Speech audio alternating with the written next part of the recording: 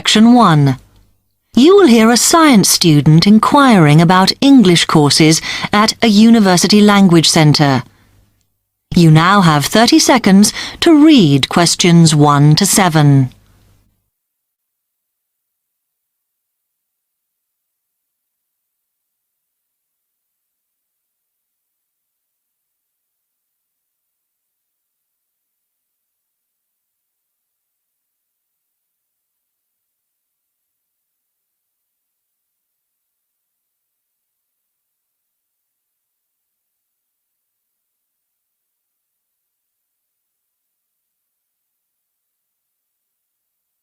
Hi, I've come to ask about the English courses you run for international students. Oh, right. I assume you're a student at the university. Yes, I've just started. Okay. Well, we've got a range of courses. It depends what you think you need and how much. We can't run everything at the same time, though. So, for example, in this first term, we are just doing a writing course. I see. That sounds quite useful. What else is there? Some of the courses only run for single terms, and we tend to focus on what students have difficulty with. That means we don't usually do speaking courses, but next term you can do listening. That'll help you with lectures and things. Our provision is all based on what the majority of our international students need. So, is everything term-based? There's nothing that you run all year? Well, let's have a look. Yes, there is a class for vocabulary and grammar every term. That's for everybody, but it's split into 3 or 4 levels.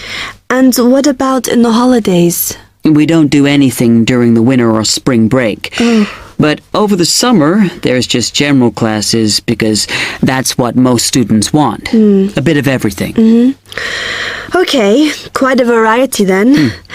I'll have a think about what I really need because I haven't got much time. Do you have about 20 students in each class, the same as our science seminars? We try to keep it at about 12 and certainly not more than 15. It's important for language classes. They're very different from your normal courses. Right. And how much are the classes? The rate varies depending on how many hours you attend, but you shouldn't have to pay.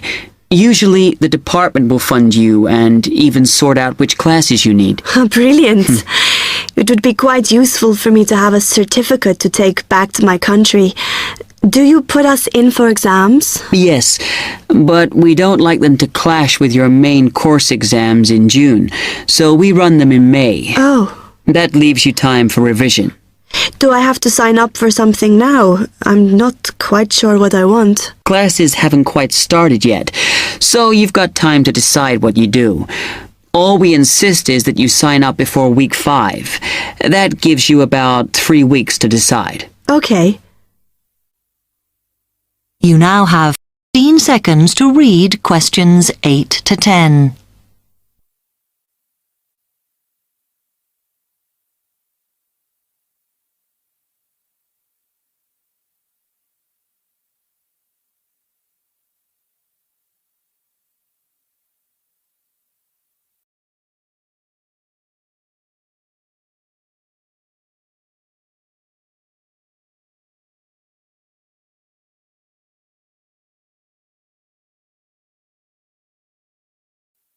Then, when you've made up your mind, you need to come back here to the administration office to enroll. What do I need to bring with me when I enroll?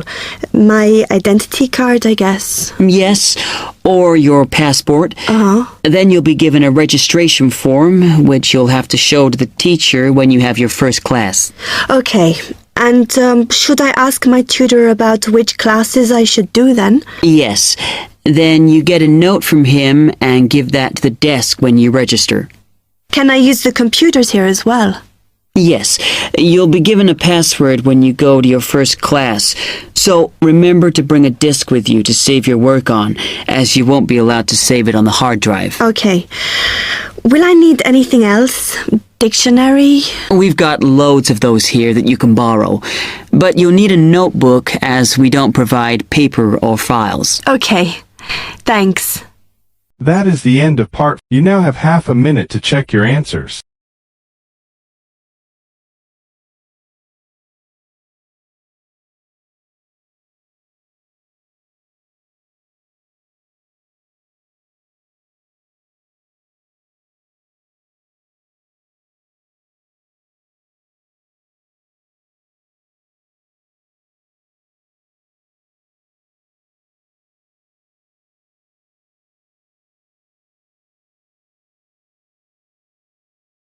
Test 3, Section 2. You will hear a man giving some information about transport in London. You now have 30 seconds to read questions 11 to 15.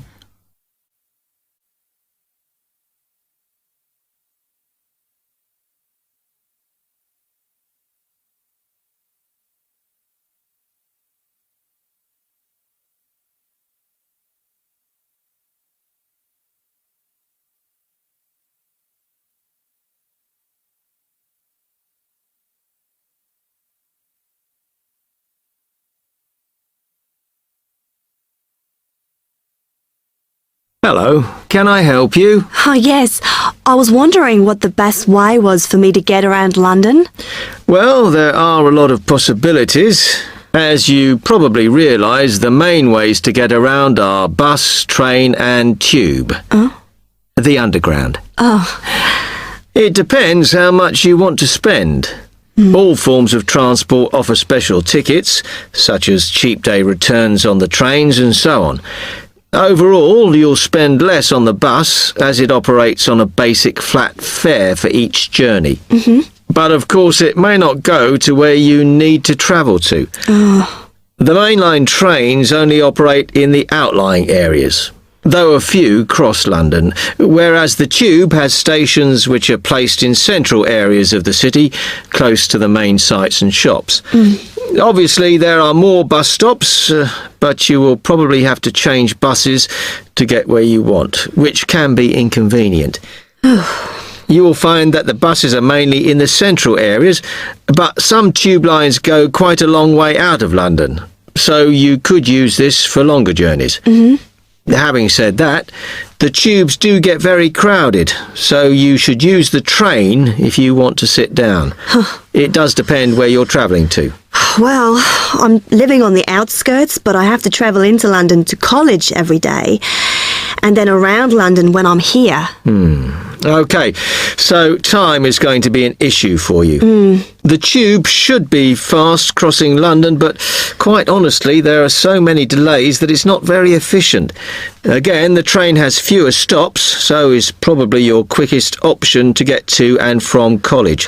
Of course, which service you use might depend on how frequent it is. I mean, the trains might only be every 20 minutes or whatever, but a timetable is published to save you hanging around. Oh.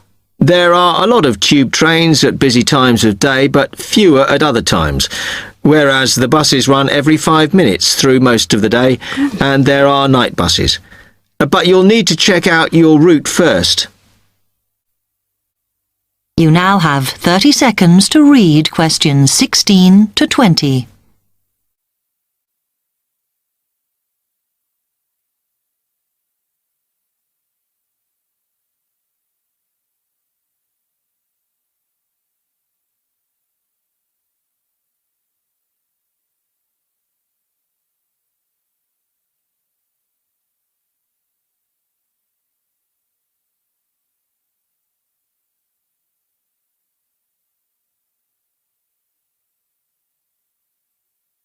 Okay, thanks. How can I get from here to Hackney then? Right, well, you can choose. We're here at the information office, OK? Now, next to us, on the corner of the High Street and Sweet Street, is the bus stop, opposite the bank. Uh-huh. The bus goes all the way to Hackney, but it is a very indirect route, so it could take ages. If you want to take the train, walk down the High Street towards the city, go past the bank, and on your left is the station. just before you get to the post office. There's a mainline service to Hackney Wick, so if you need to get into the centre of Hackney, you may need to pick up a bus when you get there. Opposite the post office, on the corner of Hart Lane, is the tube entrance. You'll see the big signs. That's probably the best way to get there, though you may have to change. It's probably best if you go and get a travel card first. To get to the ticket office, you go out of here onto the High Street. Then turn into South Street, and the ticket office is on your right opposite the cinema. Of course, you may decide it's quicker to take a taxi. But it's a long way, so I think it'll be very expensive. If you do want to get a cab, then the rank is outside here, just opposite the office. That is the end of part. You now have half a minute to check your answers.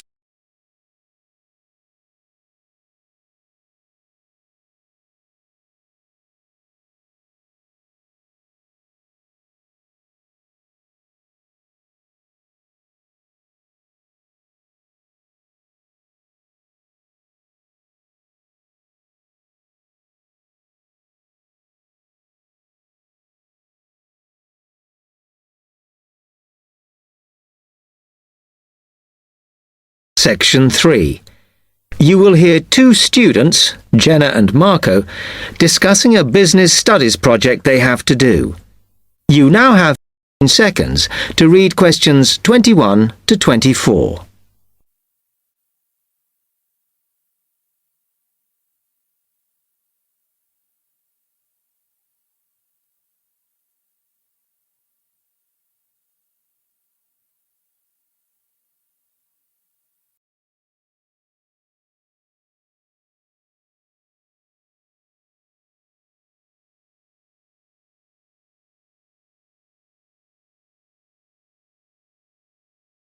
Come on, Marco. We've got to get on and sort out this project for Professor Buckley. Hang on. I want to make sure we've got all the information. Now, where are we? Well, today we need to sort out exactly what we're going to do and how we're going to divide the work up. Okay. How long have we got, by the way? The end of term is April 6th.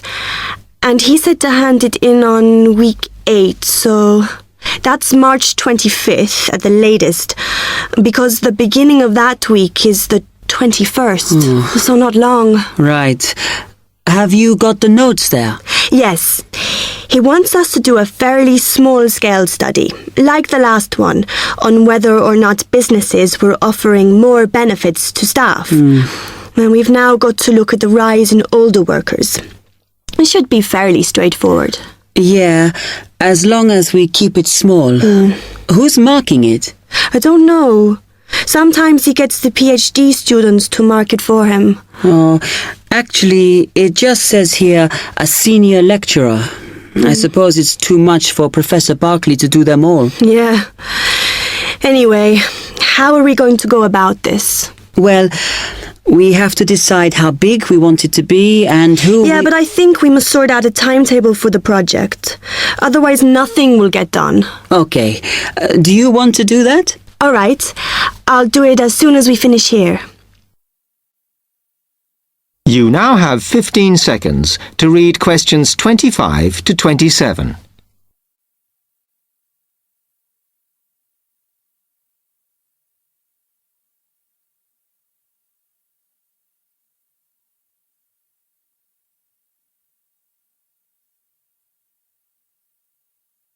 Okay, what do we have to do now for the project? What's the best way to go about it? Well, Professor Carter suggested we set up a focus group to get some in-depth interviews, but I think that'll take a lot of time. Yeah, I agree. If we did a focus group, we'd have to spend time deciding who to include in it, and it's not necessary to do one anyway. Oh, fine. And if you agree, I think we should get in touch with the businesses on the list Professor Carter gave us and ask them if they're prepared to participate. Sounds good. Then we can go there, give them questionnaires and collect them later. Exactly. Okay. Then, do we need to book one of those study rooms in the library so we can work together to input the data? Perhaps not, as I guess just one of us could just sort it out actually. Yes, that would be easier. A lot of what we're doing is qualitative, so it'll be writing up rather than statistics. No software for that, I'm afraid. And I think it would look better if we had actual shots of some of the staff, because we're citing appearance as a factor in employability, aren't we? Yeah, okay. I'll factor that all in when I sort everything out tonight. You now have 30 seconds to read questions 28 to 30.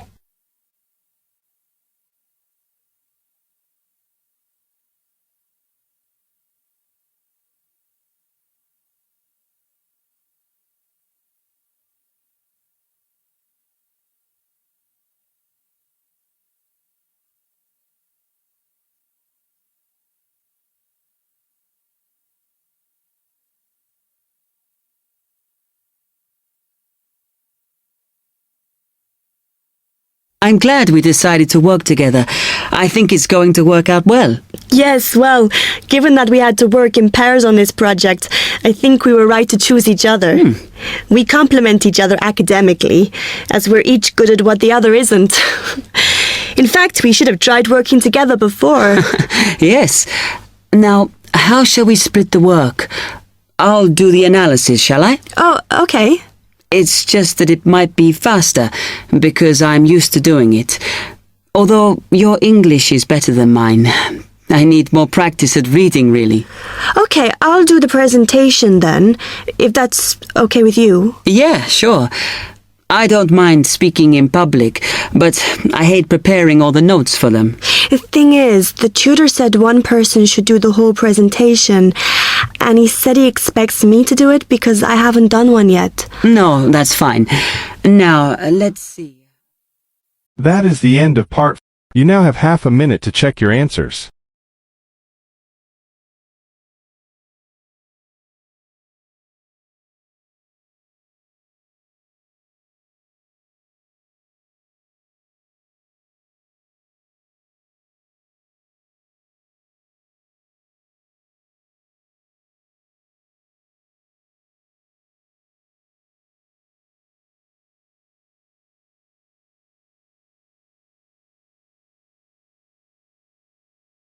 Test 1, Section 4.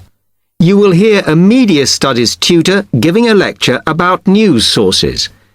You now have 30 seconds to read questions 31 to 35.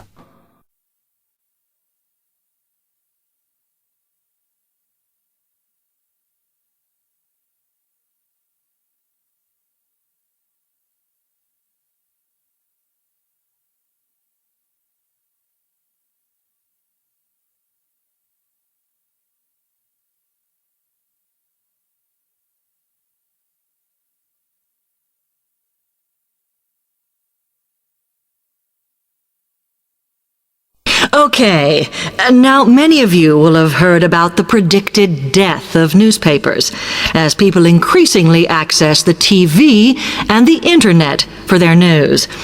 Today, I want to look at the USA, which has very advanced news sources, to see if this is actually true. In the USA, the main news sources without doubt are TV, the internet, and the press. That is, traditional newspapers. And although they are each surviving and growing, they are also changing. Obviously, TV news has been around for a while, and the early evening bulletins when people get in from work are very popular. I suppose we traditionally think of the morning newspaper arriving on our doorstep with the daily news. Interestingly, this is not borne out by the statistics, which show that readership in the U.S. is much higher when people have time to relax, when they're not working, especially on Sundays. The internet is also a popular weekend activity, but shows no variation with weekday access. So people are using the different sources in different ways. Interestingly, local radio has been hit less by the grip of quite strong local newspapers than by the internet, which is seen to offer a better regional service. But just because the internet is seen as the new force in news media does not mean it is dominant. Television has, of course, been global for a while. But now technological changes, which have fueled the rise of online news, have also allowed newspapers to print and distribute editions across the world. In fact, Internet news, which is seen as the big competitor for traditional markets, does not offer that much variety. Often, the sources are the online versions of the newspapers, whereas television, in order to offer something different, has had to come up with a much more mixed bag of reporting, from hard news to light reports on celebrity events. Another issue is reliability. The internet is virtually unregulated, so anything can be reported there, whether true or not. Journalists on newspapers have fought a long, hard battle to fight intervention and to retain the freedom of the press. Television, however, is seen as critical to political power and has become subject to harsh controls about what it can or cannot say. You now have 30 seconds to read questions 36 to 40.